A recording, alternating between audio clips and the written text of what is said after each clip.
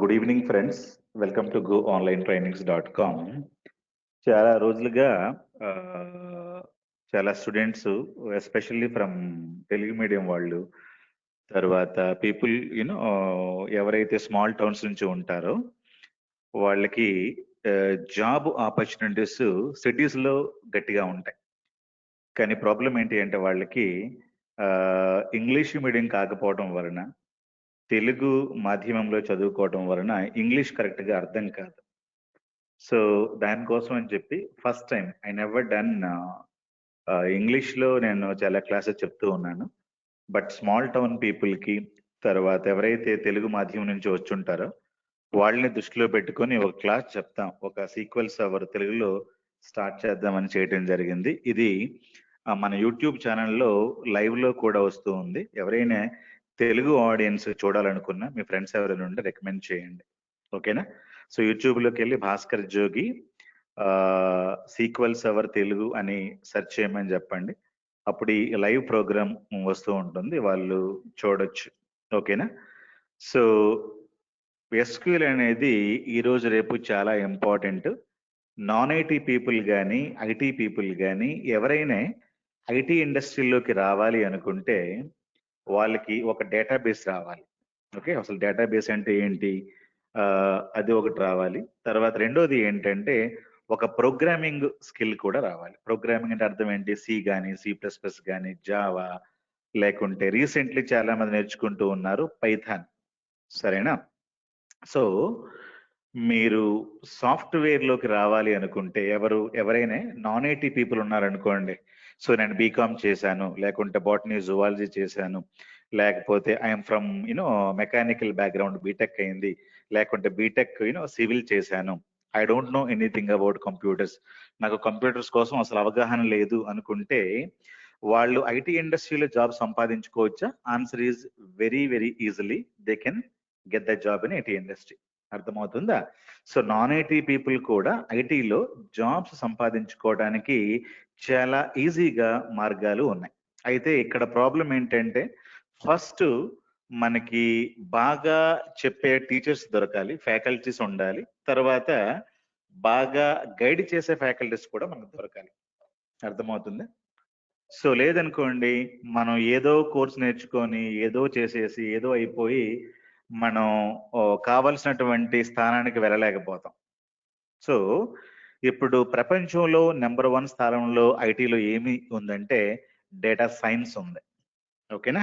Data science number 1 పొజిషన్లో ఉంది. Second స్థానంలో డేటా అనలిటిక్స్ కూడా ఉంది. తర్వాత ఐఓటీ అని మూడోది ఉంది. ఐఓటీ అంటే ఇంటర్నెట్ ఆఫ్ థింగ్స్. తర్వాత క్లౌడ్ కంప్యూటింగ్ అదొకటి ఉంది. ఇవన్నీ కూడా ఎనీబడి కెన్ లెర్న్, ఎవరైనా నేర్చుకోవచ్చు. వాళ్ళు ఈజీగా ఐటీలోకి వచ్చి జాబులు సంపాదించుకోవచ్చు. అర్థమవుతుందా? సో మనకి డేటా సైన్స్ కానీ డేటా అనలిటిక్స్ కానీ ఈటీఎల్ టూల్స్ అంటాం, లేకపోతే రిపోర్టింగ్ టూల్స్ అంటారు. చాలా మంది నాకు ఫోన్ చేసి సార్ పవర్ బిఐ నేను నేర్చుకొని జాబ్ కొట్టాలనుకుంటున్నాను సార్ అంటూ ఉంటారు. అర్థమవుతుందా? సో పవర్ బిఐ జాబ్ సంపాదించుకోవడం చాలా ఈజీ, బట్ దానికి కూడా ఎస్క్యూఎల్ సర్వర్ మనకు బాగా రావాలి. సో చాలా మంది సీక్వెల్ సర్వర్ అంటే నాకు తెలియదు సార్, బట్ బేసిక్స్ వచ్చు అంటారు. బేసిక్స్ వలన మనకి ఏమి వర్కౌట్ అవ్వదు నాన్న. మనం ఏంటి అంటే we should be able to get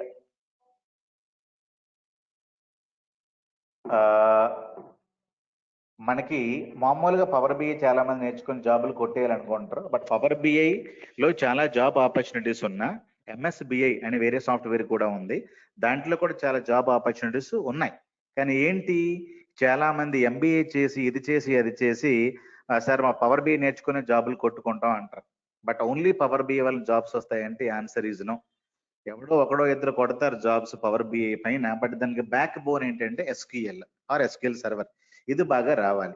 అది నేర్చుకోరు, ఏవో బేసిక్స్ 1-2 వీడియో చూసుకొని మేము ఐటీలో జాబ్ కొట్టేస్తాం, పలానా అన్న నాకు పవర్ బిఐ నేర్చుకోమన్నాడు, పవర్ బిఐ నేర్చుకున్నాను, 1 or 2 months లో జాబ్ కొడతాను అనుకుంటారు.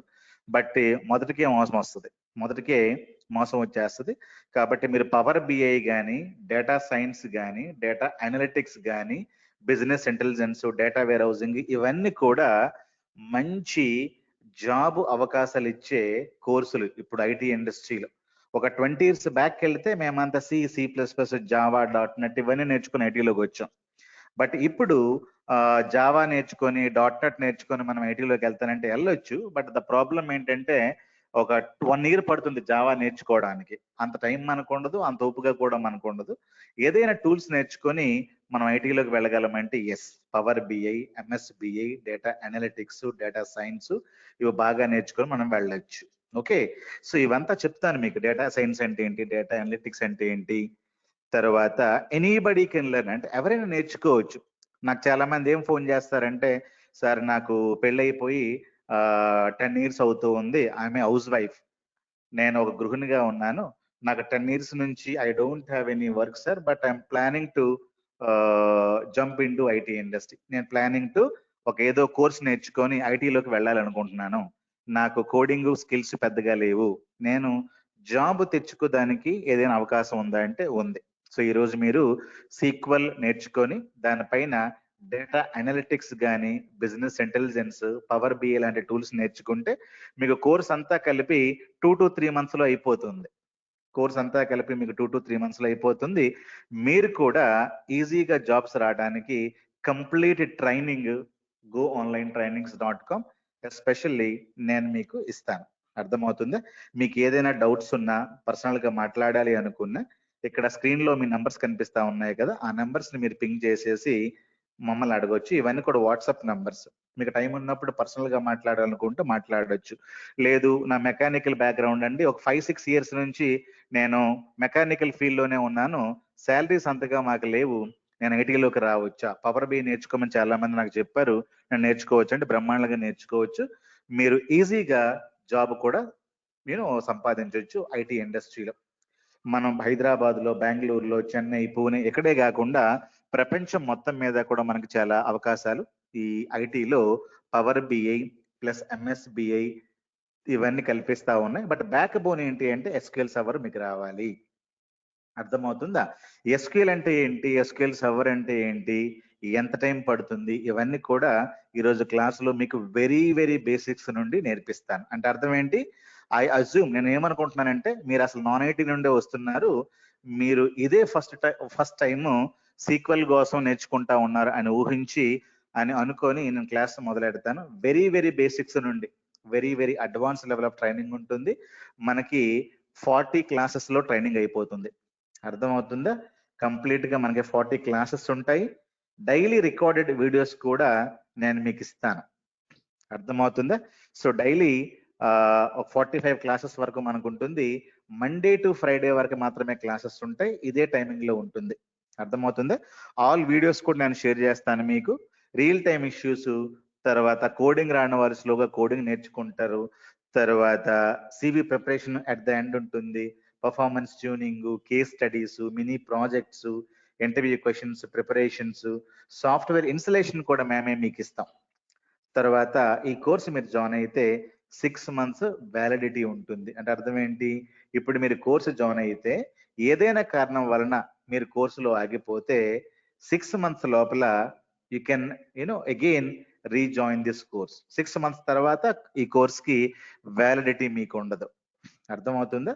సో ఇట్లాగా goonlinetrainings.com తెలుగులోనే, తెలుగు మాధ్యమంలోనే ఫస్ట్ టైము మంచి ఫ్యాకల్టీస్ తో మీకు తెలుగులో ట్రైనింగ్స్ ఇస్తా ఉంది. మన ఇంగ్లీష్ కంటే కూడా మన మాతృభాష తెలుగు కాబట్టి మనం ఈజీగా అర్థం చేసుకోవడానికి అవకాశం ఉంటుంది. అర్థమవుతుంది.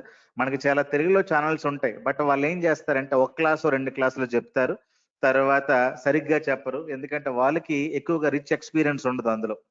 సరిగ్గా చెప్పలేకపోవటం, లేకపోతే మధ్య మధ్యలో వదిలేయటం, ఏదేదో చెప్పేసి ఆపేయటం, అలాంటి యూట్యూబ్ ఛానల్స్ మనం చూస్తూ ఉంటాం. అర్థమవుతుంది.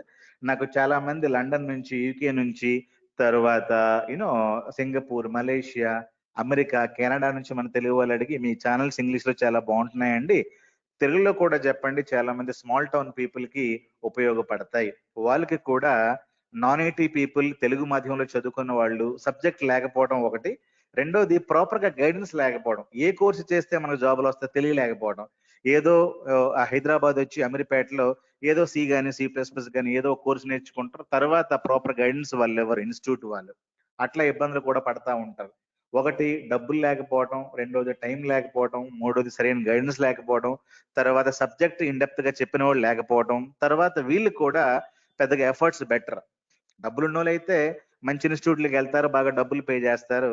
బట్ ఎన్ని ఇన్స్టిట్యూట్లో మనం తిరుగుతాం, మనకున్న డబ్బులతో తిరగలేం. 1 or 2 ఇన్స్టిట్యూట్లో మనం చూసి తర్వాత సరిగ్గా సబ్జెక్ట్ నేర్చుకోలేక మళ్ళీ ఇంటికి వెళ్ళిపోయి ఏదో 10,000, 5,000, 20,000 జాబులు చేసుకుంటాం. బట్ మీకు నాన్ నాన్ ఐటీ బ్యాక్గ్రౌండ్ నుంచి వచ్చిన వాళ్ళకి చాలా ఆపర్చునిటీస్ ఉన్నాయి. ఉదాహరణకి డేటా అనలిటిక్స్ వైపు ఇది anybody can do this course అంటే చాలా ఈజీగా ఉంటది. ఈజీగా మీరంతా కూడా కోర్స్ నేర్చుకోవచ్చు.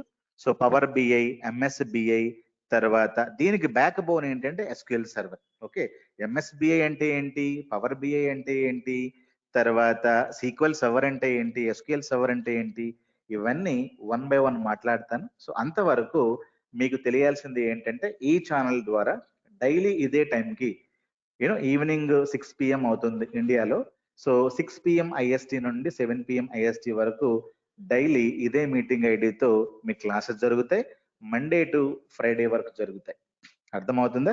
మీకు మీటింగ్ ఐడి లేకపోతే మీరు ఈ నంబర్కి పింక్ చేసి వాట్సాప్ చేసి మీటింగ్ ఐడి ఇవ్వమంటే మేము ఇస్తాం. So that you can also attend. మీరు కూడా ఈ క్లాసెస్కి మండే నుంచి ఫ్రైడే వరకు అటెండ్ అవ్వచ్చు.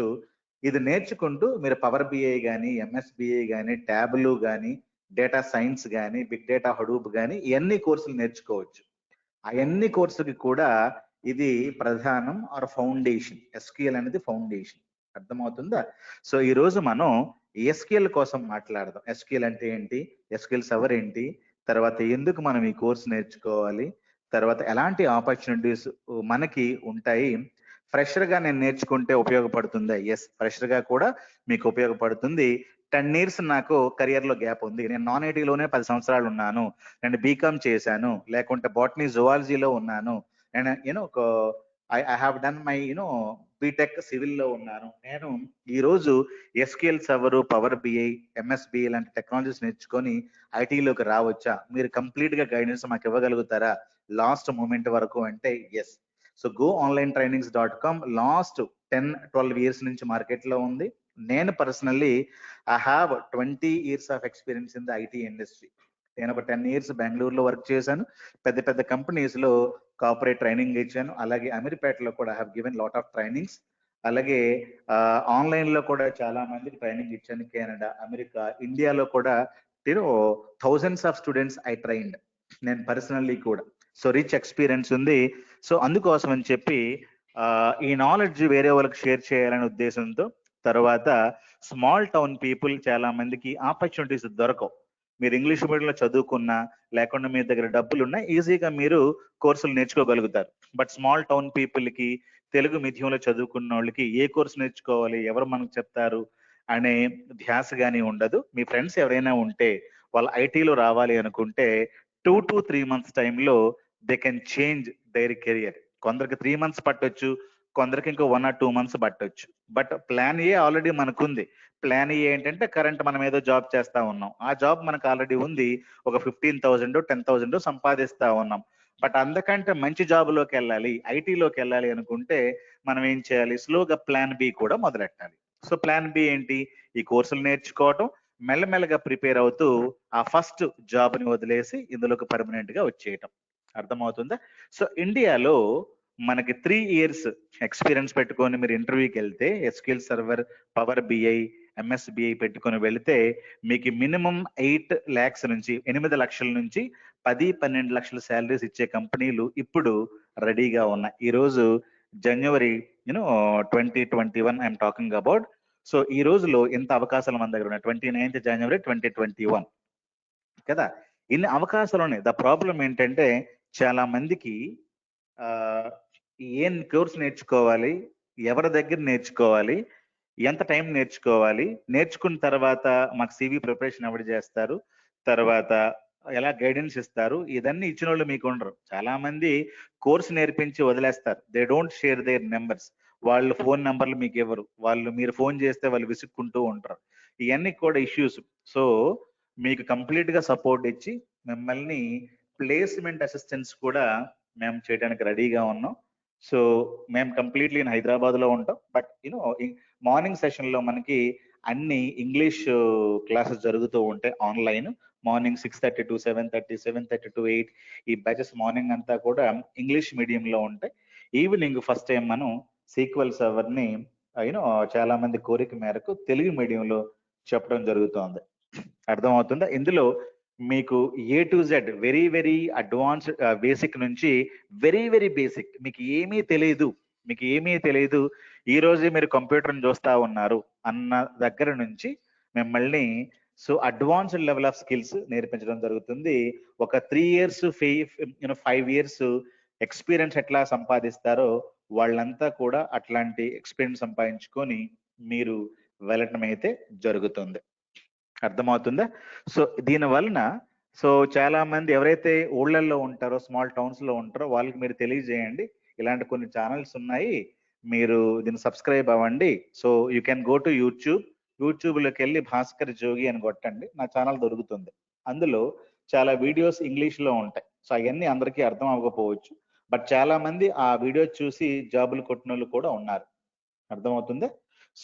ఎవరికైతే ఇంగ్లీష్ రాదో వాళ్ళ కోసం అని చెప్పి ఇది మనం ఈరోజు స్టార్ట్ చేస్తా ఉన్నాం. ఈ రోజు నేను ఏం చేస్తానంటే ఇంట్రడక్షన్ టు SQL అది మనం మొదలెడదాం. అర్థమవుతుందా? ఈరోజు మనం ఏం మొదలు పెడతామంటే introduction to RDBMS. Okay, intro to database management system. This is what our topic. Clear? ఒకసారి మీరు ఇవన్నీ ఇంచుమించు మీకు అర్థమై ఉంటాయి. ఏమేమి మనం కవర్ చేస్తాం ఈ 45 days కోర్సులో, మనం ఏమేమి కవర్ చేస్తామంటే, మీకు ఇది మార్నింగ్ టైం కదా, ఇది ఈవినింగ్ టైం మీకు పెడతా. ఈవినింగ్ అయితే 6 PM ఇది మనం మాట్లాడుతున్నది, ఇది తెలుగు కాబట్టి 6 PM నుంచి 7 PM వరకు ఉంటుంది. సరేనా? ఇది IST అంటే ఇండియన్ స్టాండర్డ్ టైమింగ్స్, ఇది తెలుగు. అదే మీకు మార్నింగ్ అయితే 6:30 వరకు ఉంటుంది మార్నింగ్ టైంలో. ఈ IST అంటే ఇండియన్ స్టాండర్డ్ టైమింగ్ అనమాట. అర్థమవుతుందా? మనం ఏమేమి నేర్చుకుంటాం ఈ 45 days?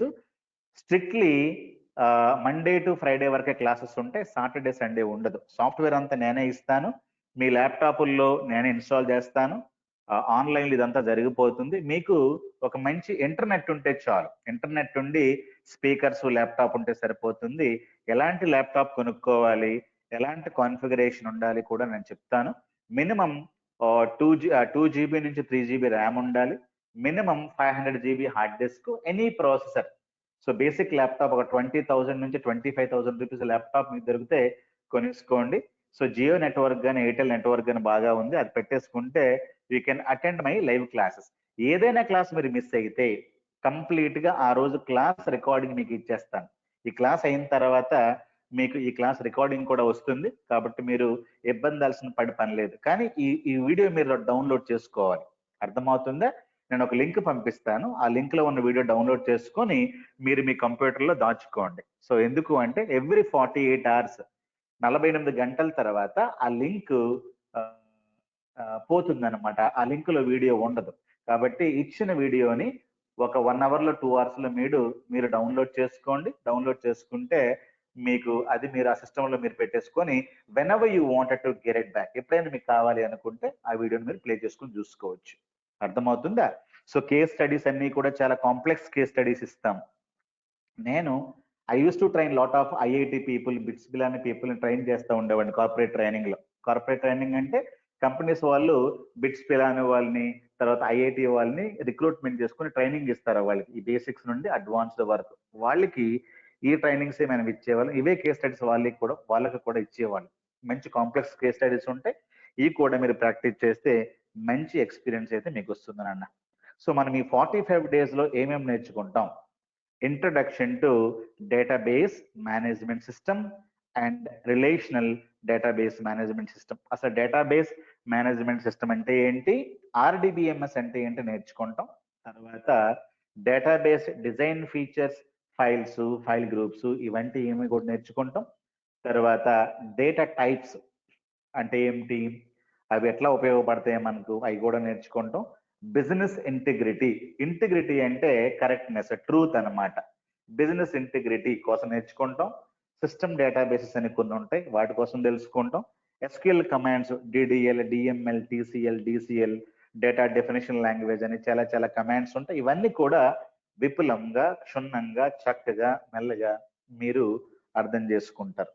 తర్వాత రైటింగ్ క్వరీస్, క్వరీస్ అంటే ఏంటి అవన్నీ. తర్వాత ర్యాంకింగ్ ఫంక్షన్స్, సిటీ, ఇదంతా సిలబస్ మనకి 45 days లో కవర్ అవుతుంది. ఈసీక్వల్ ప్రోగ్రామింగ్, టెంప్ టేబుల్స్ అంటే ఏంటి, views, indexed views, store procedures, functions, cursors, triggers, transactions, logs, concurrency, indexes, performance tuning, case studies, ఇవన్నీ కూడా మీకు ఏ టు జెడ్ ఇంగ్లీష్ మీడియంలో ఉన్న పీపుల్ లాగానే మీకు కవర్ అవుతాయి. కాబట్టి you need not worry about anything. అర్థమవుతుందా? సో ఓన్లీ మీకు ఏంటంటే ప్రతి ఒక్కటి కూడా తెలుగులో నీట్గా, క్లియర్గా ఎక్స్ప్లెయిన్ చేయబడుతుంది. అర్థమవుతుందా? సో 45 days క్లాసెస్ ఉంటుంది. మండే టు ఫ్రైడే వరకే క్లాసెస్ ఉంటాయి. తర్వాత మీటింగ్ ఐడి మీకు ఆ, ఇది మారొచ్చు, లేకపోతే కొత్త మీటింగ్ ఐడి ఉండొచ్చు. మీటింగ్ ఐడి మీకు రాకపోతే కనుక you can send me a mail or you can send me a WhatsApp message to my number. ఇది 9000075637 ఉంది కదా, that is my WhatsApp number. అలాగే bhaskarjogi@gmail.com ఉంది కదా, అది నా పర్సనల్ ఈమెయిల్ ఐడి. మీరు పంపించవచ్చు, సార్ నేను లైవ్ లో మీరు చూశాను, I wanted to enrol for the class, నాకు మీటింగ్ ఐడి పంపించండి అంటే నేను పంపిస్తాను. సో మండే టు ఫ్రైడే ఈ క్లాసెస్ కంటిన్యూస్ గా ఉంటాయి నాన్న, మీరు మిస్ కాకుండా అటెండ్ అవ్వండి. అలాగే మీ ఫ్రెండ్స్ ఎవరైనా ఉంటే చెప్పండి.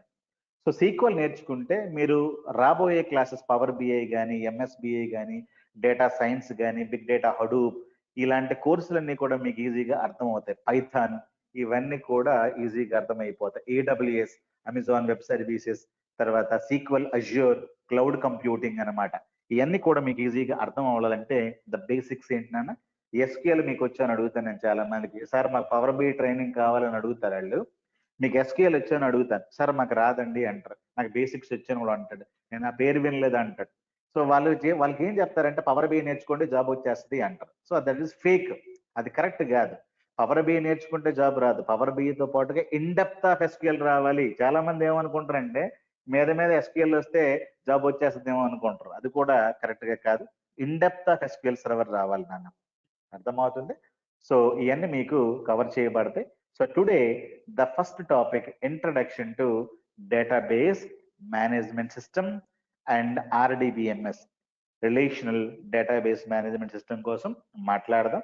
తర్వాత రేపైతే మనకు సాటర్డే కాబట్టి క్లాస్ ఉండదు, సండే కూడా క్లాస్ ఉండదు. మండే క్లాస్ లో మళ్ళీ మనం we're going to be discussing about remaining topics.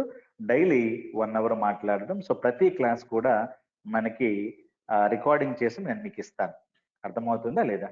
So hope you're able to understand very very clearly. ఇది తెలుగులో ఉంటుంది కాబట్టి ఎనీబడీ కెన్ ఈజీలీ అండర్స్టాండ్. మీ ఫ్రెండ్స్ ఎవరైనా ఉన్నా, వాళ్ళకి ఐటీలో రావాలనుకుని ఉంటే కనుక వాళ్ళకి చెప్పండి ఏ కోర్స్ నేర్చుకోవాలి, దీని తర్వాత ఇంకేం కోర్సు ఉన్నా నేర్చుకోవడానికి అని అడిగితే చెప్పండి. పవర్ బిఐ, ఎంఎస్బిఐ, తర్వాత రిపోర్టింగ్ టూల్స్ చాలా ఉన్నాయి మార్కెట్ లో. ఒక 45 days 2 months నువ్వు కష్టపడితే జాబ్స్ నీకు ఈజీగా వచ్చేయడానికి అవకాశం ఉంటుంది. సరేనా? సో ద ఫస్ట్ టాపిక్ ఏంటి అంటే introduction to database management system. మనం 1920 ఈ టైంలో మనకి ఏమైంది అంటే 1920లో Charles Babbage, okay, Charles Babbage computer ని కనుక్కున్నారని మనం చాలా పుస్తకాలు చదువుకుంటాం. So they have invented a computer in 1920. తర్వాత 1930, 1940 ఆ ప్రాంతంలో మనకు చాలా లాంగ్వేజెస్ వచ్చాయి. లాంగ్వేజ్ ఏ, తర్వాత 1940లో లాంగ్వేజ్ బి, ఒక లాంగ్వేజ్ వచ్చింది. ఎందుకు లాంగ్వేజ్ మనకు ఉండాలి? మనం ఒక పని చేయాలనుకోండి, ఉదాహరణకు నేను మీకు ఒక పని చెప్పాలి, అక్కడికి వెళ్ళి యాపిల్ పళ్ళు కొనుక్కురా అన్నాను. So I'm using Telugu language కదా, ఒక లాంగ్వేజ్ నేను చెప్తేనే మీకు మాట అర్థమవుతుంది. సో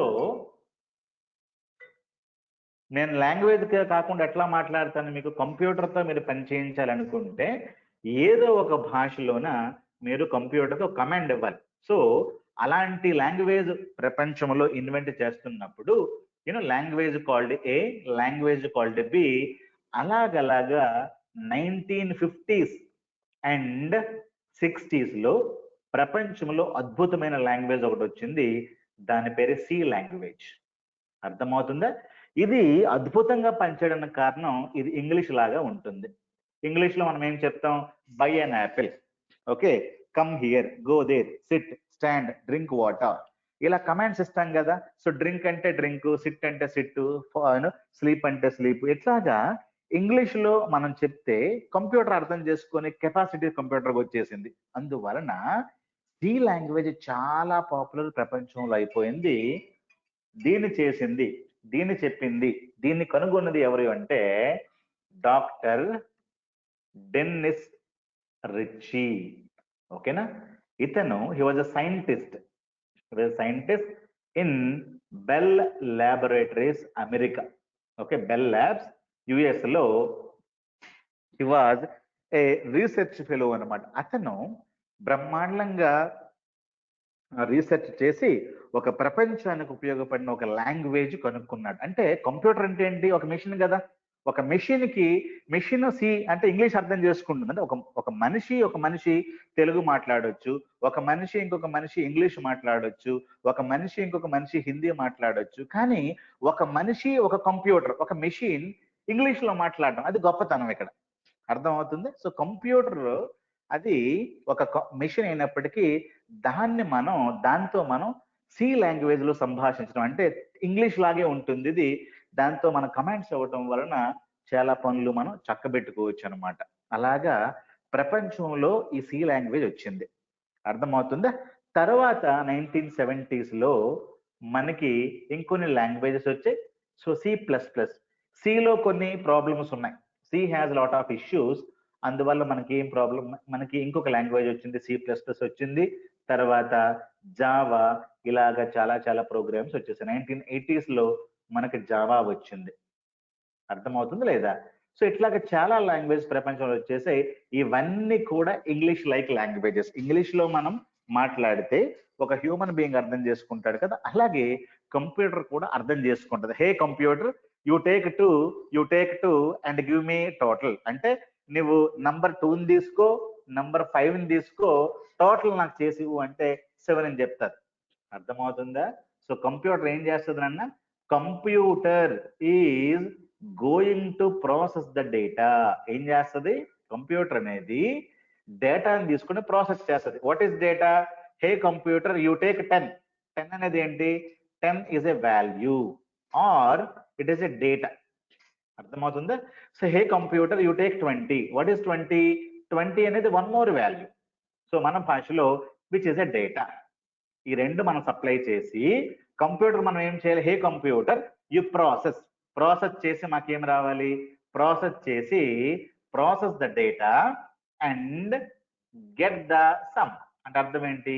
నాకు సమ్ చెప్పు అంటే సమ్ 30 అని చెప్తుంది. ఈ 30 రాటాన్ని మనం ఏమంటే డేటాని ప్రాసెస్ చేయండి అంటాం. అర్థమవుతుందా? అలాగే hey computer, you process the data. అర్థమవుతుందా? Process the data and find max value. Computer ఏం చెప్తుంది అంటే మాక్సిమం వాల్యూ 20. అలాగే హే కంప్యూటర్, నువ్వు ప్రాసెస్ ని చేసుకొని నాకు మినిమం వాల్యూ చెప్పు. మినిమం వాల్యూ ఎంత? మినిమం వాల్యూ అనేది 10. అలాగా మనము డేటా సప్లై చేస్తూ ఉంటే కంప్యూటర్ కి C++ ఇవన్నిటిలో కూడా మనం ఏం సప్లై చేస్తాం అన్న? ఇవన్నీ కూడా languages. A is the language, B is the language. A is the language, ఇది ఒక లాంగ్వేజ్. తర్వాత పుట్టింది బి లాంగ్వేజ్, తర్వాత పుట్టింది సి లాంగ్వేజ్. సి లాంగ్వేజ్ మంచి బ్రహ్మాండంగా ఇంగ్లీష్ లైక్ ఏ లాంగ్వేజ్. అర్థమవుతుందా? మనం లాంగ్వేజ్ కి ఏమి ఇవ్వాలి? లాంగ్వేజెస్ కి మీరు డేటా ఇవ్వాలి. లాంగ్వేజ్ ఏం చేస్తుంది? లాంగ్వేజ్ డేటాని ప్రాసెస్ చేస్తుంది. So let us understand what a language can do. Language ఏం చేస్తుంది అని అడిగితే, లాంగ్వేజ్ అంటే ఏంటి? C++, జావా, డాట్ అవన్నీ కూడా డేటాని ప్రాసెస్ చేస్తాయి. ప్రాసెస్ ద డేటా, గుర్తుపెట్టుకోండి. What a language can do. ఒక అర్థమవుతుంది. లాంగ్వేజ్ ఏం చేస్తుంది? సి కానీ, C++ కానీ, Android language, Python language, angular JS language, ABCD any language మీరు అనుకున్న లాంగ్వేజ్ ఏం చేస్తుంది అన్న? డేటాని ప్రాసెస్ చేస్తుంది. బట్ లాంగ్వేజ్ ఏమి చేయలేదో కూడా చెప్తాం. లాంగ్వేజ్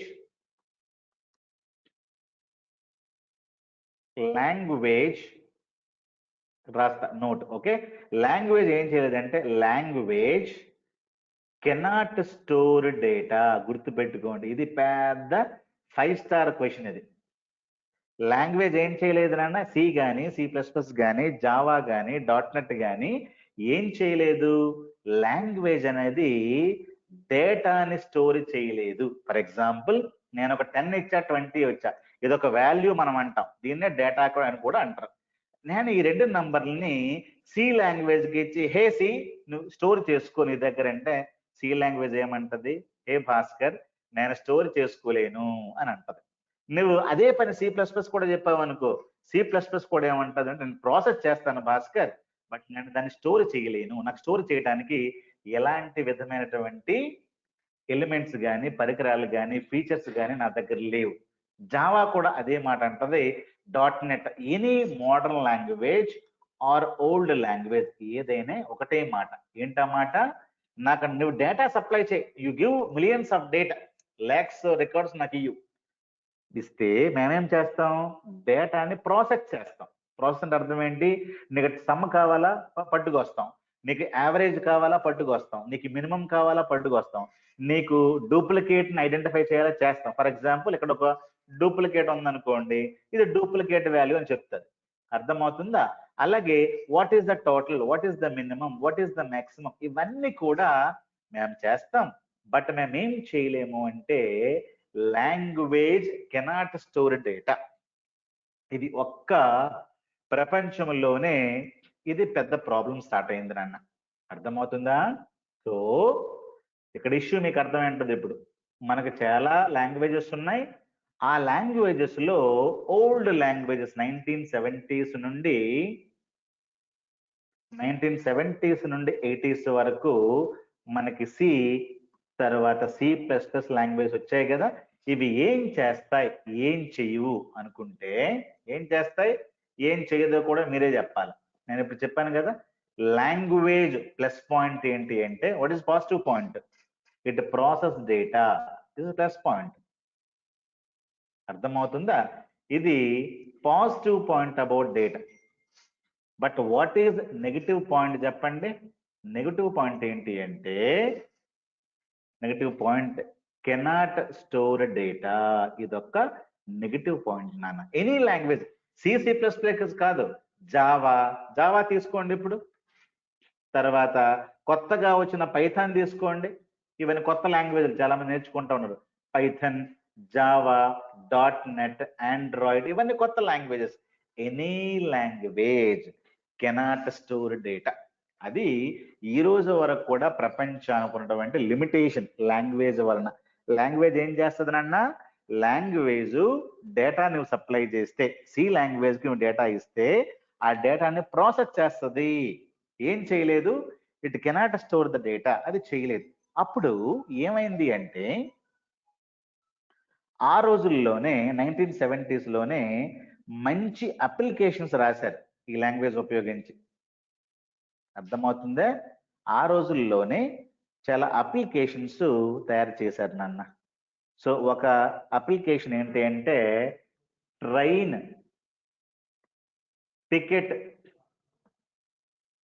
టికెట్ బుకింగ్ అన్నమాట. ఓకే, యాప్ ఒకటి క్రియేట్ చేశారు. ట్రైన్ టికెట్ బుకింగ్ యాప్ ఒకటి క్రియేట్ చేశారు. అర్థమవుతుందా? ఈ ట్రైన్ టికెట్ బుకింగ్ యాప్ ఏం చేస్తుంది? ఎనీ కస్టమర్ ఈ యాప్ను ఉపయోగించుకొని, మీరు కస్టమర్ అనుకోండి, మీరు ఈ యాప్ ఉపయోగించుకొని you can book A train ticket. But ఆ రోజుల్లో మీకు తెలుసు కదా, చాలా రిజర్వేషన్ కౌంటర్స్ ఉండేవి. ఆ రిజర్వేషన్ కౌంటర్కి మీరు వెళ్ళి, నా పేరు భాస్కర్ అండి, నాకు ట్రైన్ టికెట్ కావాలి ఫ్రమ్ హైదరాబాద్ టు ఢిల్లీ, లేకుంటే హైదరాబాద్ టు కాన్పూర్ అని డేట్ అండ్ ట్రావెల్ టైం ఇవన్నీ ఇస్తే, మీరు రిజర్వేషన్ కౌంటర్లో ఎవరో మీకు టికెట్ రిజర్వేషన్ చేసి మీకు ఇస్తారు. అర్థమవుతుందే? వాళ్ళ దగ్గర ఉండే కంప్యూటర్లో ఈ అప్లికేషన్ రన్ అవుతూ ఉంటది. ప్రాబ్లం ఏంటి ఇక్కడ? ఈ అప్లికేషన్ చాలా డేటా తీసుకుంటది కదా. ఈ అప్లికేషన్ చాలా డేటా తీసుకుంటది కదా. ఆ డేటా ఎక్కడో పెట్టాలిగా. ఆ డేటా ఎక్కడో పెట్టాలి కాబట్టి ఈ డేటా అంతా కూడా ఏం చేయడం మొదలెట్టారంటే ఫ్లాట్ ఫైల్లో పెట్టారు. అర్థమవుతుందా? డేటా పెట్టాలి కదా. నువ్వు వెళ్తే ఏం చేస్తావు?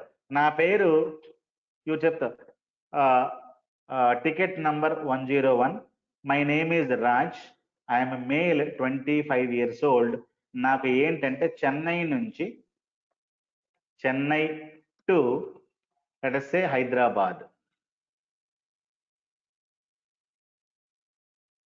Chennai to Hyderabad, I need a ticket.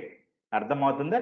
So ticket ఏంటి అంటే టికెట్ S2లో 34 సీట్ నెంబర్ కన్ఫర్మ్ అయింది, ₹1000 you paid, and date of journey ఏంటంటే let us say October. So let us say now we're in January కదా, లెట్ us say March 22, 2021. అట్లాగా ఒక ticket confirm అయిపోయింది. అలాగా రెండో టికెట్, మూడో టికెట్, అట్లా ticket you can pay the amount. ఇది టికెట్ ఏదైతే ఇష్యూ అయిందో ఆ డేటా ఇందులోకి వెళ్తుంది. సో ఆ ప్రింట్ తీసుకొని the ticket will be given to the customer. అర్థమవుతుందా?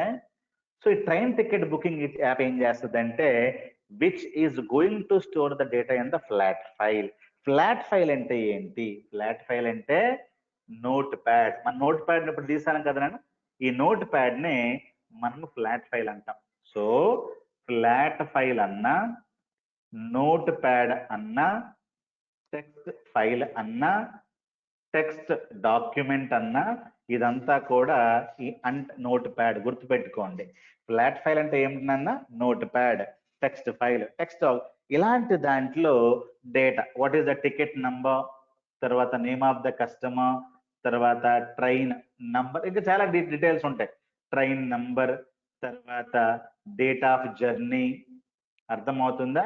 తర్వాత సీట్ నంబర్, తర్వాత coach number, okay, COACH coach number, తర్వాత సీట్ నంబర్, ఇవన్నీ కూడా data. Seat number, amount paid, అర్థమవుతుందా? ఇదంతా కూడా డేటా.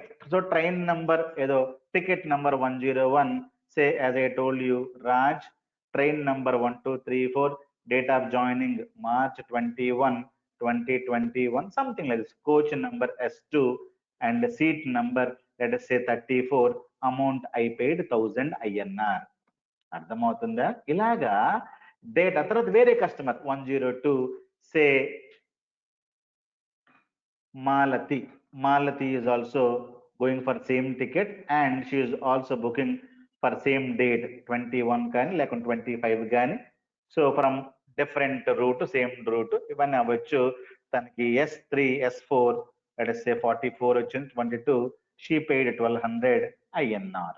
అర్థమవుతుందా? సో డేటా అంతా కూడా ఎక్కడ స్టోర్ అవుతుందనన్నా, డేటా అంతా కూడా ఫ్లాట్ ఫైల్లో స్టోర్ అవుతూ ఉంది. ఎందుకు? Because C language can take the data. చూసుకొని సి లాంగ్వేజ్ ఏం చేస్తుంది అంటే ఈ టికెట్లో, ఈ ట్రైన్స్ లో అవైలబిలిటీ ఉందా అది చెక్ చేసుకుంటుంది. అది ప్రాసెస్. ఉంటే గనక మనం ఏం చేయాలి? అది చేసుకుంటా ఉంటది. అర్థమైందా లేదా? లేదనుకోండి, మనం టికెట్స్ అవైలబుల్ లేదు, లేకుంటే టికెట్స్ ఆర్ సోల్డ్ అవుట్, అట్లా చెప్తా ఉంటది. అర్థమైందా? సో ఇవన్నీ కూడా మనం ఏ అప్లికేషన్ ద్వారా చేసాం? C++, జావా డాట్ ద్వారా చేసేవాళ్ళం. అప్పుడు జావా లేదనుకోండి, ఆ టైంలో ఇవన్నీ లేవు అప్పుడు. అర్థమవుతుందా?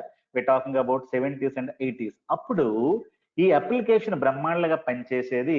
బట్ డేటా అంతా కూడా దేంట్లో స్టోర్ అయ్యేది అన్న? ఫ్లాట్ ఫైల్లో స్టోర్ అయ్యేది. ఫ్లాట్ ఫైల్ అంటే నోట్ ప్యాడ్. ఎట్లా మనకు డేటా స్టోర్ అవుతూ ఉండేది.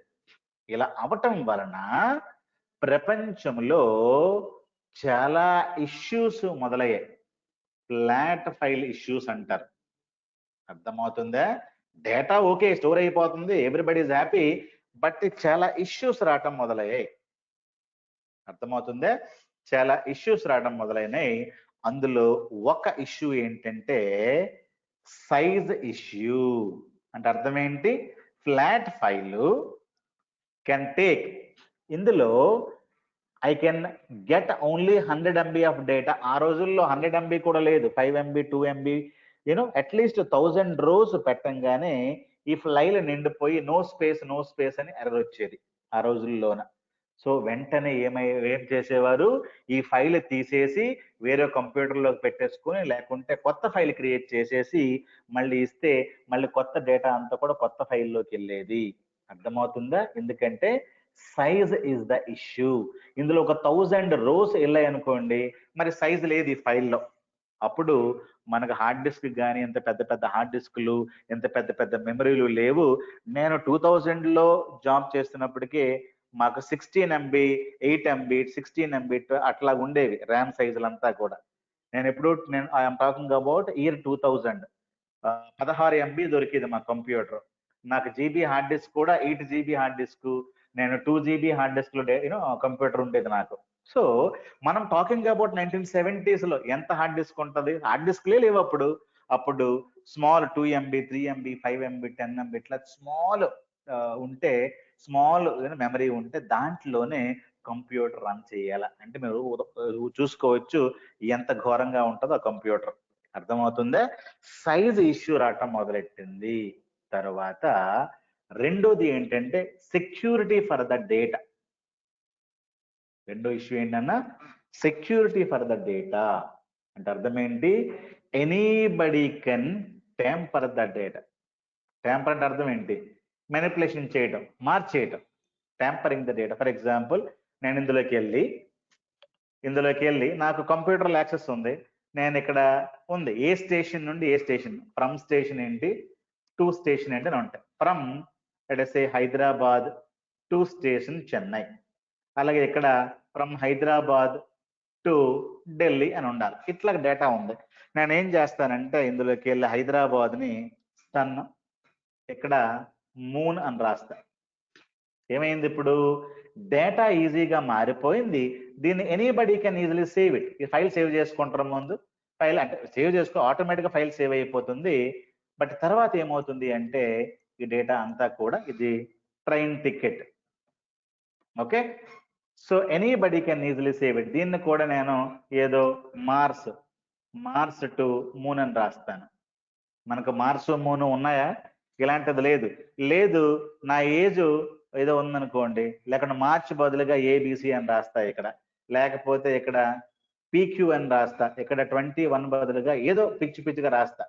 సో ఏమైంది ఇప్పుడు? డేటా అంతా ట్యాంపరింగ్ జరిగింది. అంటే సెక్యూరిటీ లేకపోవడం వలన. సెక్యూరిటీ ఉంది, ఇప్పుడు నేను కంప్యూటర్కి నాకు పర్మిషన్ ఇచ్చారనుకో, నేను ఏం చేస్తా? చూసుకొని ఏదో ఒకటి మార్చేస్తే ఏమైంది? డేటా అంతా కూడా ఈజీగా మారిపోతుంది, వాల్యూస్ అన్ని కూడా మారిపోతాయి. ఎందుకు? నాకు కంప్యూటర్లోకి పర్మిషన్ ఉంది. కాబట్టి నేను డి డ్రైవ్ లోకి వెళ్ళి ఏదో నేను చెయ్యను, బట్ చేయాలనుకుంటే చేయొచ్చు. Nobody can ask me anything. అర్థమవుతుందా? మీరు ఏటీఎంలోకి వెళ్తారు ఈరోజు, ఏటీఎంలో మీకు ఏం చేయగలరు? Only you can see your data, అంతే కదా. మీరు అటు ఇటుగా పెట్టి ఏం చేయలేరు. బట్ పాత రోజుల్లో అలాంటి సెట్టింగ్లు ఏమి లేవు కాబట్టి కంప్యూటర్లో నాకు యాక్సెస్ ఉంటే నేను లోపలికి వెళ్ళిపోయి ఈ ఫైల్ని తీసుకొని ఇష్టం వచ్చినట్లుగా మొత్తం డేటా డిలీట్ చేసేయడం, మొత్తం డేటా మార్చేయడం, మొత్తం డేటా మీనింగ్లెస్ గా చేసేయడం చేయొచ్చు. దీన్ని ఏమంటారంటే సెక్యూరిటీ ఇష్యూ, డేటా ట్యాంపరింగ్ అంటాం. సో డేటా ట్యాంపరింగ్ వలన ఏమవుతుంది? No data integrity. అంటే ఇంటిగ్రిటీ అంటే కరెక్ట్నెస్ నాన్న. ఇప్పుడు మంత్ 12 వరకే ఉండాలి, తర్వాత డే 31 వరకే ఉండాలి, ఇయర్ నంబర్ 4 డిజిట్ లోనే ఉండాలి. ఇవి రూల్స్. అర్థమవుతుందా? నీకు month number 1 2 3 and year number ఎంత, ఇయర్ నెంబరు, తర్వాత డే నెంబర్ ఎట్లాగ ఇచ్చామను, ఇది కరెక్ట్ గా ఉన్నట్ట, ఇది కరెక్ట్ గా లేనట్టు కాదు. దీన్ని ఏమంటామంటే డేటా ఇంటిగ్రిటీ అంటారు. ఉదాహరణకి కస్టమర్ మెయిల్ అని ఉన్నది అనుకోండి, అది డేటా కస్టమర్ మెయిల్ కాకుండా ఈ మెయిల్ తీసేసి నువ్వేం రాస్తావంటే కస్టమర్ కే అని రాస్తావు. కే అనే జెండర్ ఉందా? కే అనే జెండర్ ఉండదు.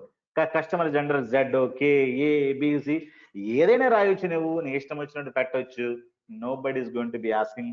సింపుల్ గా ఈ ఫైల్లోకి వెళ్ళిపోయి ఆ ఫైల్ ని నువ్వు సేవ్ చేస్తే అయిపోయింది. ఎందులోకి వెళ్ళడం, దీన్ని సేవ్ చేసేయటం అయిపోయింది.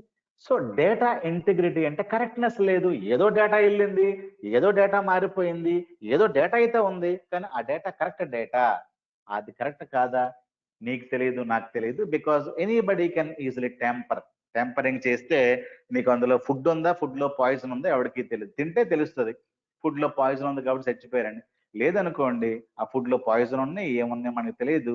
బికాస్ సెక్యూరిటీ అంత కరెక్ట్ గా లేదు కాబట్టి డేటా కరెక్ట్నెస్, డేటా ఇంటిగ్రిటీ అనేది లేదు. అర్థమవుతుందా? డేటా ఇంటిగ్రిటీ లేదు. అలాగే ఇంకొకటి ఏంటి అంటే నో, మనం డేటా రిట్రీవ్ చేసుకోవాలంటే డేటా మనకి తిరిగి కావాలి కదా. డేటా ఏదో ఒక పని మీద మనం వాడతాం తిరిగి. ఫర్ ఎగ్జాంపుల్, నాకేం కావాలంటే ఎంతమంది March and January, February, March ఈ 3 months లో ఎంతమంది కశ్మీర్ నుండి కన్యాకుమారికి వెళ్ళారో ఒక లిస్ట్ ఇవ్వండి. ఒక రిపోర్ట్ కావాలని నాకు. అర్థమవుతుందా? ఎంతమంది కశ్మీర్ నుండి కన్యాకుమారి వరకు వెళ్ళారో నాకు జనవరి, ఫిబ్రవరి, మార్చ్ 2021 డేటా కావాలి. లేదు, లాస్ట్ 5 years కశ్మీర్ నుంచి కన్యాకుమారికి ఎంతమంది వెళ్ళారో ఒక రిపోర్ట్ కావాలి అన్నాను అనుకోండి. నీకు ఆ డేటా ఎక్కడ ఉందో, ఏ ఫైల్లో ఉందో, ఏ రోలో ఉందో, ఏ లైన్లో ఉందో నీకు తెలియదు. నీకు తెలియకపోయినప్పుడు ఏం చేస్తావు? రో బై రో రీడ్ చేస్తావు. ఎక్కడ ఉందా డేటా చేసుకొని రో బై రో రీడ్ చేసి కశ్మీర్, కన్యాకుమారి డేటా అక్కడ ఉంటే కౌంట్ చేస్తాం. ఇదొకటి అని ప్రతి రో రీడ్ చేస్తా నువ్వు చాలా టైం తీసుకొని నువ్వు రిజల్ట్ సెట్ అనేది ఇస్తావు. Data retrieval very very slow. ఎందుకు? డేటా ఎక్కడుందో మనకు తెలియదు. దాన్ని ఏమంటామంటే మన భాషలో నో ఇండెక్సెస్ ఆర్ అవైలబుల్. దీన్ని ఏమంటాం నాన్న? No indexes, no indexing available. Index అంటే అర్థం ఏంటి? ఉదాహరణకి నేను ఒక కాలేజీలో ఉన్నాను, నా దగ్గర చాలా పెన్స్ ఉన్నాయి అనుకోండి. ఆ పెన్స్ అన్ని సంతోష్కి ఇచ్చాను, ఒక అబ్బాయికి ఇచ్చి, ఏ అబ్బాయి ఈ పెన్స్ అన్ని ఒక అల్మరాలోనో బీరువాలోనో దాయు, రేపు నాకు ఉపయోగపడతాయి అని చెప్పాను అనుకోండి. అప్పుడు ఏం చేస్తాడు అబ్బాయి? ఏదో ఒక క్లాస్ రూమ్ లోకి వెళ్ళిపోయి ఆ క్లాస్ రూమ్ లో ఏదో ఒక బీరువాలో అల్మరాలో పెట్టేస్తాడు. అర్థమవుతుంది?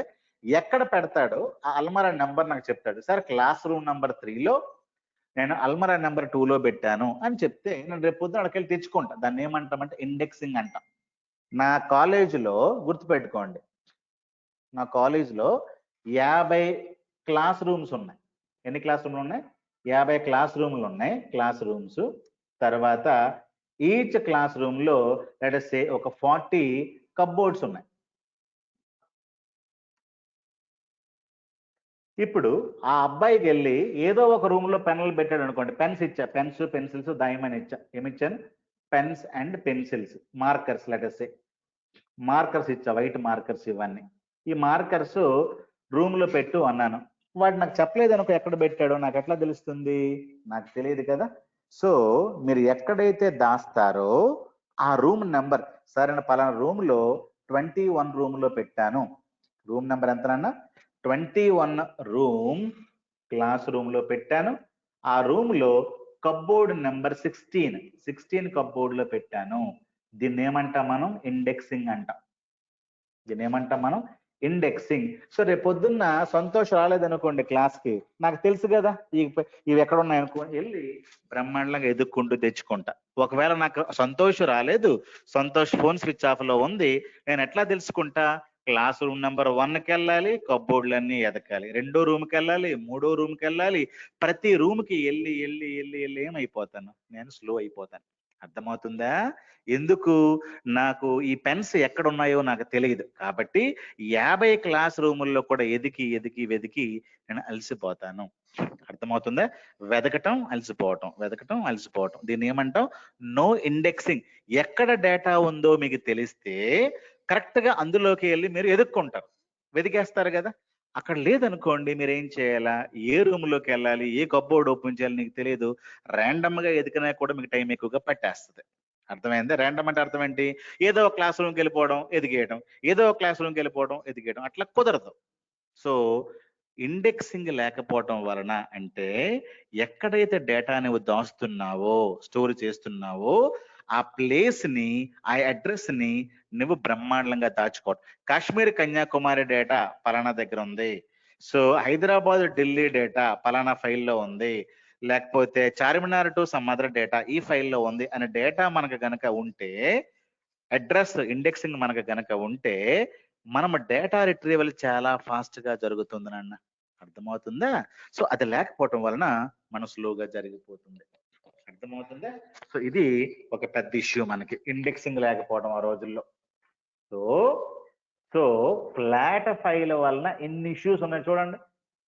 తర్వాత ఇంకొకటి ఏంటనుకున్నారు, మనకు ఆ రోజుల్లో డేటా తీసుకురావాలి అనుకుంటే, అగైన్ మనము డేటా ప్రాసెస్ చేయాలనుకుంటే, we were using C language again. మనకు డేటా ఈ ఫైల్లో ఉంది, ఈ ఫైల్లో ఉన్న డేటా మనకు ఒక రిపోర్ట్ కావాలి. ఏం రిపోర్ట్ కావాలి? ఎంతమంది కాశ్మీర్ నుండి కన్యాకుమారికి లాస్ట్ 10 ఏళ్లలో వెళ్ళారు, లాస్ట్ 5 సంవత్సరాల్లో వెళ్ళారు, ఒక రిపోర్ట్ కావాలి. ఆ రిపోర్ట్ కావాలి అనుకుంటే కంప్లీట్ ప్రోగ్రామ్ రాయాలి కదా. ప్రోగ్రామ్ రాయాలంటే అప్పటికి ఏం లాంగ్వేజ్ మన దగ్గర ఉంది? మన దగ్గర ఉన్న లాంగ్వేజ్ సి. సి అనేది ఈజీయే, సి అనేది వెరీ వెరీ కాంప్లెక్స్. అర్థమవుతుందా? చాలా కాంప్లెక్స్ కాబట్టి చాలా మంది ఈ ప్రోగ్రామ్స్ రాయటానికి కూడా చాలా ఇబ్బంది పడేవారు.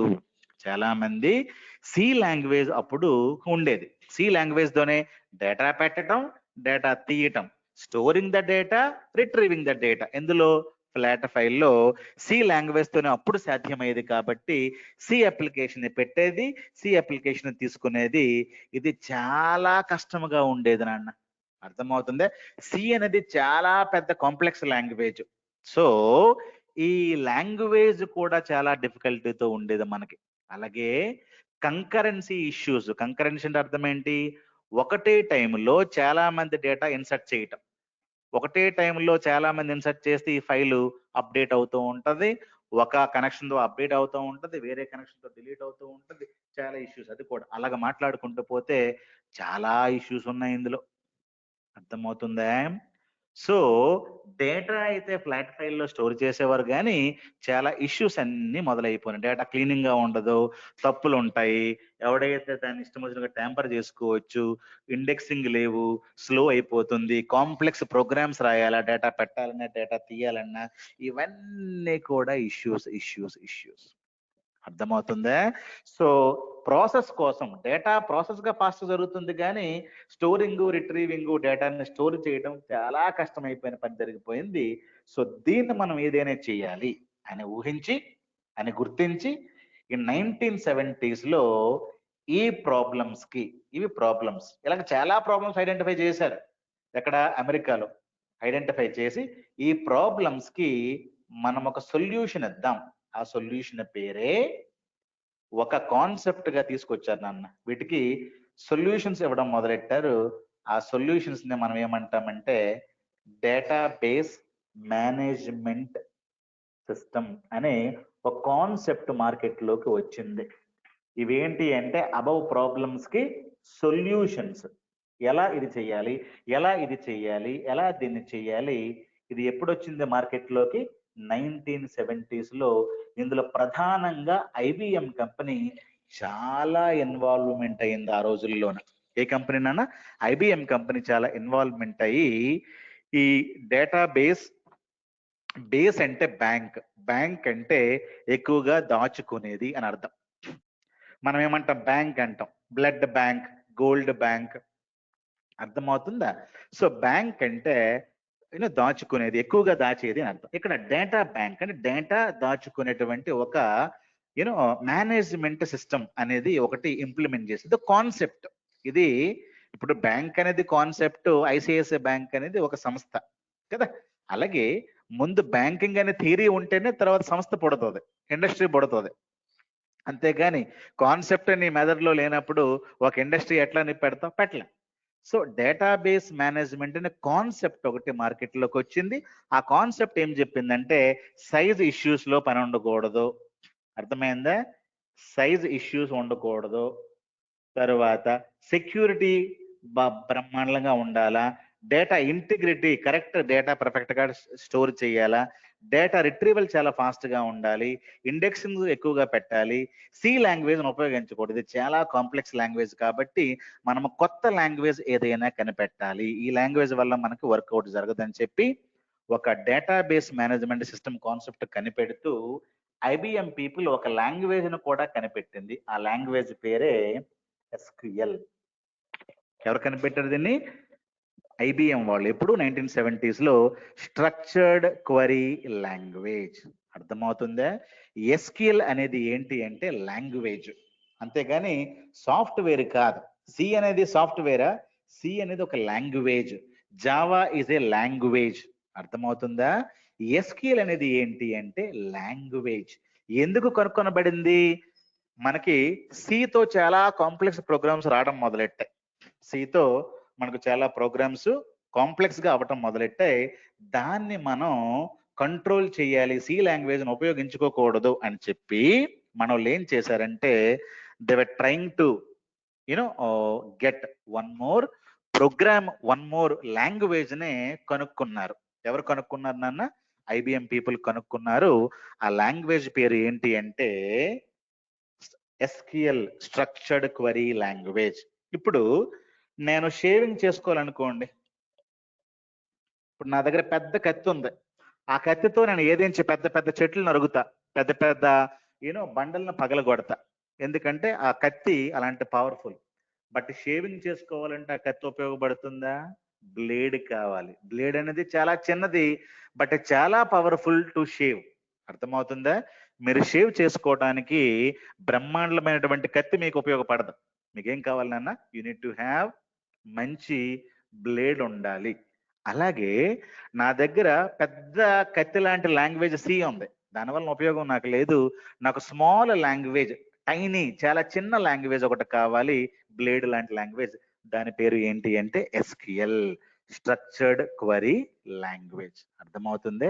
అలాగా సి లాంగ్వేజ్ స్థానంలో మనకి ఏం పుట్టింది? ఇది పుట్టింది అనమాట. ఓకేనా? సో ఇది గుర్తుపెట్టుకుని ఇంకో 2 minutes లో మన డెమో అయిపోతుంది. తర్వాత మనం చాలా రకరకాల టైప్స్ ఆఫ్ డేటాబేస్లు వచ్చాయి, types of databases management systems వచ్చాయి. అందులో కొన్ని ఏంటంటే ఒకటి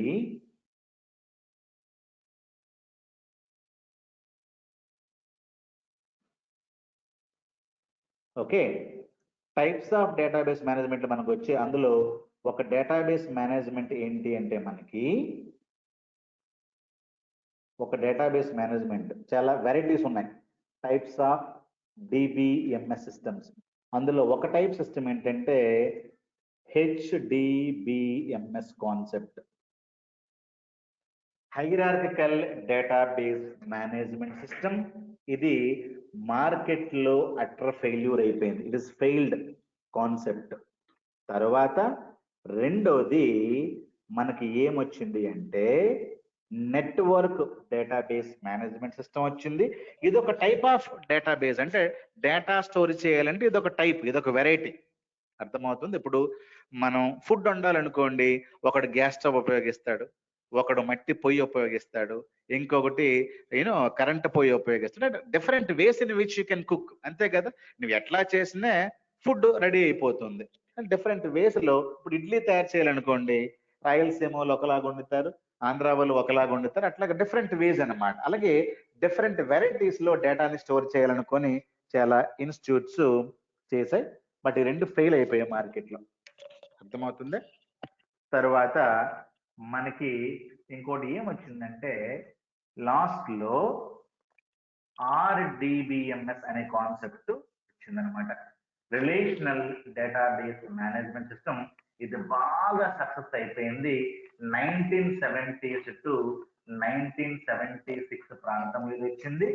ఎవరు దీన్ని ఇచ్చారంటే IBM లో ఉన్నటువంటి ఒక సైంటిస్ట్ డాక్టర్ ఈఎఫ్ కార్డ్. అర్థమవుతుందా? రిలేషనల్ డేటాబేస్ మేనేజ్మెంట్ సిస్టమ్ అనేది ఒక బ్రహ్మాండమైన RDBMS concept. Relational database management concept. దీంతో ప్రపంచంలో ఉన్న డేటా ఈజీగా, సాఫీగా, నీట్గా మనము స్టోర్ చేసుకోవచ్చు. ఎలాంటి ఇష్యూస్ లేకుండా మనం డేటాని స్టోర్ చేయొచ్చు. డేటా ఫైల్లో లేకుండా, ఫ్లాట్ ఫైల్స్లో లేకుండా డేటాబేస్లో పెట్టుకున్నటువంటి ఒక సిస్టమ్ వచ్చింది. దాన్ని ఏమంటాం మనం? RDBMS concept. ఆ సిస్టమ్ కూడా వచ్చింది. అర్థమవుతుందా? ఈ కాన్సెప్ట్ ఉపయోగించి, చాలా టూల్స్ వచ్చాయి. అందులో ఆరకిల్, తర్వాత DB2, తర్వాత మైక్రోసాఫ్ట్ SQL సర్వర్, తర్వాత ఇవన్నీ కూడా డిఫరెంట్ సాఫ్ట్వేర్స్ నాన్న. అర్థమవుతుందా?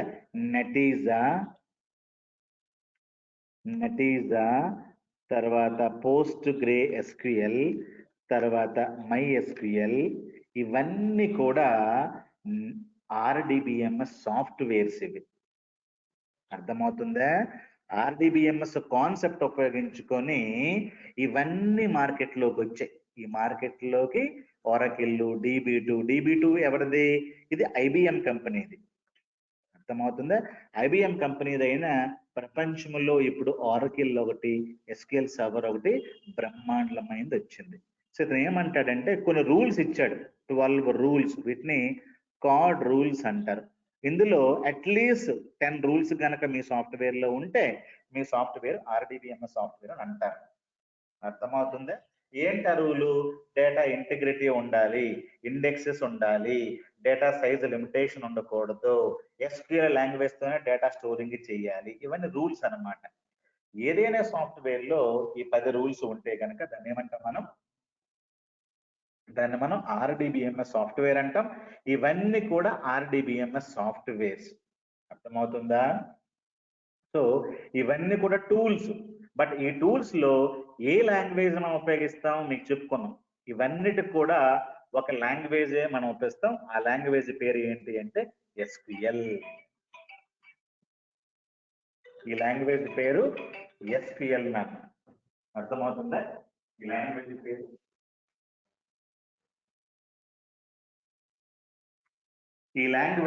SQL, స్ట్రక్చర్డ్ క్వరీ లాంగ్వేజ్ అన్నమాట. అర్థమవుతుందా? చాలా మంది ఏమనుకుంటారంటే ఈ సాఫ్ట్వేరు ఒరాకిల్, DB2 ఇవన్నీ సాఫ్ట్వేర్లు కదా. SQL సర్వర్ అనేది సాఫ్ట్వేరు. ఇది కమాండ్స్ తీసుకోవడానికి SQL అనే భాషను వాడుకుంటది. ఇప్పుడు నేను మీకు RDBMS ని బోధిస్తా ఉన్నాను, ఇంక తెలుగులో చెప్తా ఉన్నాను కదా. సో మీరు RDBMS ఇంగ్లీష్లో వినొచ్చు, తెలుగులో వినొచ్చు, చైనీస్లో వినొచ్చు. అలాగే ఒరాకిల్, DB2, SQL సర్వర్ ఇవన్నీ ఏంటంటే సాఫ్ట్వేర్స్. బట్ దీనికి కమాండ్లు మీరు ఎట్లాగ ఇవ్వాలి? ఈ లాంగ్వేజ్ లోనే ఇవ్వాలి. అంతేగాని చాలా మంది నాకు ఏమంటారంటే SQL సర్వర్ రెండు ఒకటేనా అంటారు. కాదు. ఇప్పుడు నా పేరు భాస్కర్ నాయుడు, చంద్రబాబు నాయుడు, నాయుడు మ్యాచ్ ఉంది కాబట్టి ఒకటే అంటామా? అట్లా కనొచ్చా? అట్లాగంటే తప్పు కదా. చాలా మంది ఏమంటారంటే సార్ SQL సర్వర్ రెండు ఒకటేనా? కాదు. SQL సర్వర్ అనేది మైక్రోసాఫ్ట్ RDBMS సాఫ్ట్వేర్ ఇది. బట్ ఈ సాఫ్ట్వేర్ లో SQL ఉందని చెప్పి ఈ SQL ఒకటి కాదు, రెండు కూడా తేడా. SQL అనేది ఒక లాంగ్వేజ్. ఆ పేరు బాగుందని చెప్పి మైక్రోసాఫ్ట్ దాన్ని వాడుకున్నారు తప్పించి SQL సర్వర్ అనేది సాఫ్ట్వేర్. బట్ ఈ సాఫ్ట్వేర్ తో మీరు పని చేయించాలంటే మీకు ఒక లాంగ్వేజ్ రావాలి. ఆ లాంగ్వేజ్ ఏంటి? SQL. మీరు ఒరాకిల్ నేర్చుకున్న, ఒరాకిల్ క్లాస్కి వెళ్ళినా మీకు SQL చెప్తారు, మీకు DB2కి వెళ్ళినా SQL చెప్తారు, మీకు SQL సర్వర్కి వచ్చిన SQL చెప్తారు, నెటీజాకి వెళ్ళిన కమాండ్స్ అన్ని కూడా మీకు SQL చెప్తారు. అర్థమవుతుందా? సో చాలా మంది అడుగుతారు నాకు ఏంటంటే సార్ SQL సర్వర్ ఒకటేనా? కాదు. SQL సర్వర్ అనేది సాఫ్ట్వేరు, ఈ SQL అనేది language invented by IBM guys. అర్థమవుతుందా? సో అది గుర్తుపెట్టుకోండి. మీరు ఒరాకిల్ రేపు చదువుకుంటే ఒరాకిల్లో కూడా SQL కమాండ్స్ ఇస్తారు. DB2, SQL server, Netezza, Postgre SQL చాలా ఉన్నాయి, టెరా డేటా, ఇవన్నీ కూడా ఇవన్నీ కూడా ఏంటి నాన్న? ఇవన్నీ కూడా సాఫ్ట్వేర్స్. ఏ సాఫ్ట్వేర్స్? RDBMS softwares. నటీజా ఎవరిది? నటీజా కూడా ఐబిఎం కంపెనీదే. నటీజా ఎవరిది నాన్న? ఐబిఎం కంపెనీదే. DB2 database 2000 at is also IBM కంపెనీదే. బట్ ఈ రోజు ఎస్క్యూఎల్ సర్వర్ మైక్రోసాఫ్ట్ది, ఒరాకిల్ కంపెనీది. ఇవన్నీ పాపులర్ డేటాబేసెస్. అర్థమవుతుందా? సో సింపుల్ గా డేటాబేస్ ఆర్డిబిఎంఎస్ ఏంటి అంటే గోడౌన్. సింపుల్ గా అరే ఆర్డిబిఎంఎస్ ఏంటంటే ఏమీ లేదు, అందులో డేటా ఉంటది, డేటా తీసుకోవచ్చు అంతే. అంటే అర్థం ఏంటి? మన ఇంట్లో ఉండే మంచినీళ్ళ ట్యాంక్. మంచినీళ్ళ ట్యాంకులో ఏం పోస్తాం? నీళ్లు పోస్తాం, నీళ్లు తీస్తాం. ఒక ట్యాంక్ సింటెక్స్ కంపెనీది, ఇంకొక ట్యాంక్ బ్లూ కంపెనీది, ఇంకోటి ఎక్స్ కంపెనీది, వై కంపెనీది, జెడ్ కంపెనీది. బట్ ఏం చేస్తుంది ఆ ట్యాంక్? నీళ్లు ఉంచుకుంటది, నీళ్లు మనకు కావాల్సినప్పుడు దాని నుంచి బయటకు వస్తే లోపలికి వెళ్తాయి. సో ఒరాకిల్ అనేది ఏంటి? ఒక ట్యాంక్. ఎస్క్యూఎల్ సర్వర్ అనేది ఇంకొక కంపెనీ ట్యాంక్. అందులో ఏమెళ్తుంది? అందులో డేటా వెళ్తుంది, డేటా కావాల్సినప్పుడు మనం తెచ్చుకోవచ్చు. కానీ సింటాక్స్ ట్యాంక్ కవర్ ఉంటుంది, చాలా సోఫిస్టికేటెడ్ గా ఉంటుంది, నీళ్లు చెడిపోకుండా బాగా బ్రహ్మాండంగా స్టోర్ అవుతాయి. ఎట్లాగో అలాగే ఓరకిల్లో ఎస్క్యూఎల్ సర్వర్లు ఇవన్నీ tanks, banks, godowns, store rooms ఏమైనా మీరు అనుకోండి. ఇందులో డేటా వెళ్తుంది, డేటా బయటకు వస్తుంది, డేటా పెడతాం, డేటా తీస్తాం. You can store the data, you can retrieve the data. అంతకు మించి ఏమీ లేదు నాన్న. అర్థమవుతుందా? సో పాత రోజుల్లో డేటా ఫ్లాట్ ఫైల్లో ఉండేది, ఇప్పుడు డేటా దేంట్లో ఉంటుంది? ఆర్డిబిఎంఎస్ లో ఉంటుంది. ఆర్డిబిఎంఎస్ అనేది సోఫిస్టికేటెడ్ అంటే మంచి గట్టిగా ఉన్నటువంటి ఒక సాఫ్ట్వేర్. అందులో డేటా బ్రహ్మాండంగా పెట్టుకోవచ్చు, బ్రహ్మాండంగా మీరు తీసుకోవచ్చు, చాలా పెద్ద డేటాను మనం స్టోర్ చేయొచ్చు. అర్థమవుతుందా? చాలా సాఫ్ట్వేర్ మార్కెట్ లో ఈ రోజు ఉన్నాయి. ఎస్క్యూఎల్ లాంగ్వేజ్ ఉపయోగించి ఈ డేటాను అంతా స్టోర్ చేస్తాం. ఎస్క్యూఎల్ లాంగ్వేజ్ ఉపయోగించుకొని ఈ డేటాను మనం బయటికి తీసుకొస్తాం. అర్థమవుతుందా? ఇది ఎండ్ ఆఫ్ ద డెమో నాన్న. అర్థమైందా? సో ఇది తెలుగులో మీకు ఈజీగా అర్థమైనట్టు ఫస్ట్ది మీకు క్లియర్గా చెప్పాను అనుకుంటున్నాను. డేటాబేస్ మేనేజ్మెంట్ సిస్టమ్ అంటే ఏంటి, రిలేషనల్ డేటాబేస్ మేనేజ్మెంట్ సిస్టమ్ అంటే ఏంటి క్లియర్గా చెప్పాను. ఈ వీడియో మీకు అప్లోడ్ చేస్తాను. డౌట్స్ ఉంటే మీరు నాకు తర్వాత కానీ ఎప్పుడైనా కానీ ఈ నంబర్లకి ఫోన్ చేసి అడగండి, లేకపోతే వాట్సాప్లో పెట్టండి, లేకపోతే నెక్స్ట్ క్లాస్లో నాకు అడగండి. సో ఇప్పుడైనా మీరు అడగొచ్చు. Thank you guys. Any other questions? If you have, you're welcome నాన్న. అర్థమవుతుందా? So hope you have enjoyed this class very well.